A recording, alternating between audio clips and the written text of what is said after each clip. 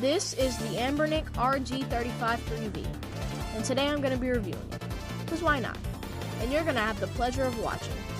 So without further ado, I'm Agent for Everything, and it's review time.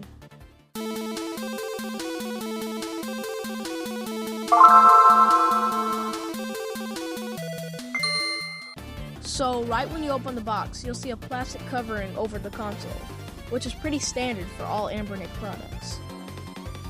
After that, you'll either see a white or a black silhouette of the console on top of it. This is the console itself, and it feels and looks pretty high quality.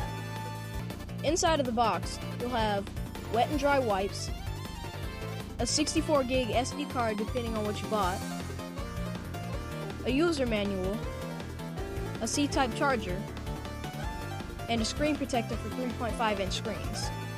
Before we jump into the games, I'm going to start talking about the hardware first. In my case, I got the Super Nintendo controller look, and it looks incredible. In my opinion, these are the best buttons Anbernic has produced so far, and I think they should keep making them like this. But the D-pad could be a little more loose, but that's just a minor problem. On the top of the console, you'll see that it has R2, R1, L2, and L1 capabilities. Also, on the back of the console, there are two rubber grips responsible for keeping the Anbernic from sliding off flat surfaces. On the top of the console, you'll see a C-type OTG port, a reset button, a micro HDMI, a volume rocker, and also a DC charging port. On the bottom of the console, you'll have a TF1 slot for the OS and the Linux, a TF2 slot for the games, and a 3.5mm headphone jack if you have headphones. This is the SD card with all of your preloaded games on it. So what you need to do is put it in the TF2 slot like so in order for them to work properly. After that, you need to power on the console by clicking the power on button that is under the start button.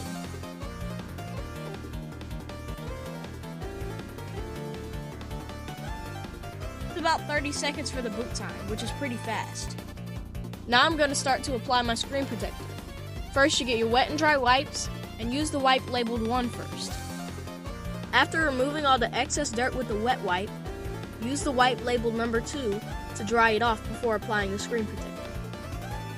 Then, place your screen protector on the screen using the 2 bottom corners first and smooth it out until you have your desired application. Now, let's start testing some games. I ran into my first problem while testing Nintendo 64. That's bad.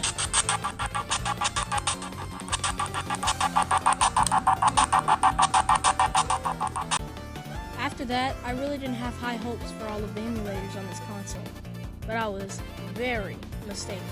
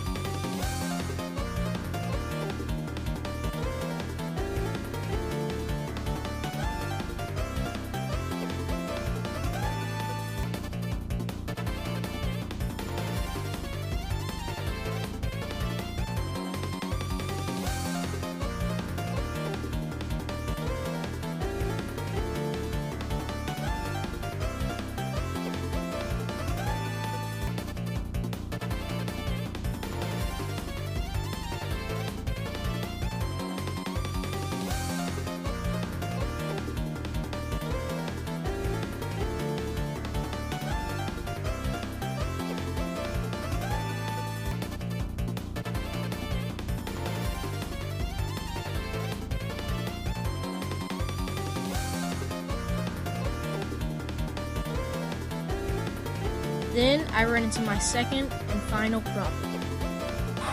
And yeah, the screen, I've seen this already, the screen here. Sometimes it'll show, but sometimes it doesn't like to. But the game was still very playable. It was just a minor problem we had to deal with.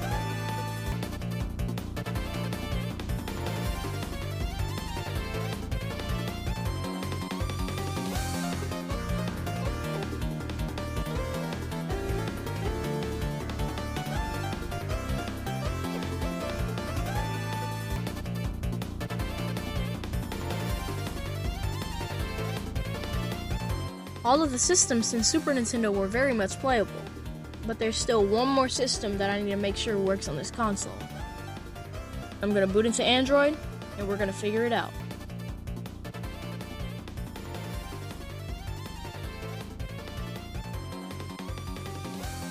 "33 seconds to boot into Android is not bad either." On the Android side of things, it has a Super Nintendo emulator, a NES emulator, a Sega Mega Drive emulator, a PlayStation 2 emulator, but that's not what I came on Android side for. I came on the Android side to test one thing, the N64 emulator. To add ROMs on the Nintendo 64 emulator, click the plus button, then click the Start File Picker button, then while you're in your files, go to the SD card, or wherever you put your files. Then go to the Nintendo 64 folder in my case, and then click Use this folder. And then it'll download all the stuff. It'll also download the box art.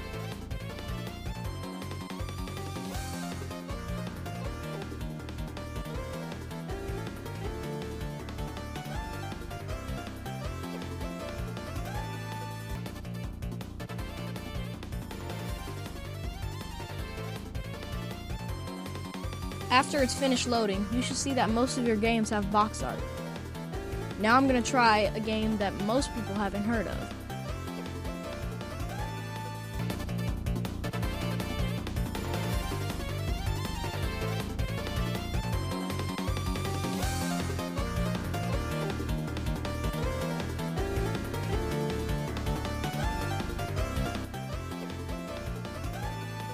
On this console, there's also an overclock CP button and a key mapper. Now it's time to talk about the specs of this device. It has a dual OS boot system with Android 11 and Linux, an RG353P quad-core that's 64-bit with a Cortex A55, 2 GB of LPDDR4X, 3.5-inch IPS display that is touchscreen, 5 gigs of Wi-Fi and Bluetooth, 5 gig Wi-Fi PC streaming and online play, and there's 2 dual stereo speakers, and a 3500 mAh battery lasting 6 hours. That was the Anbernic RG353P, and that's my review of it. It's been a wee thing. See you guys in the next one.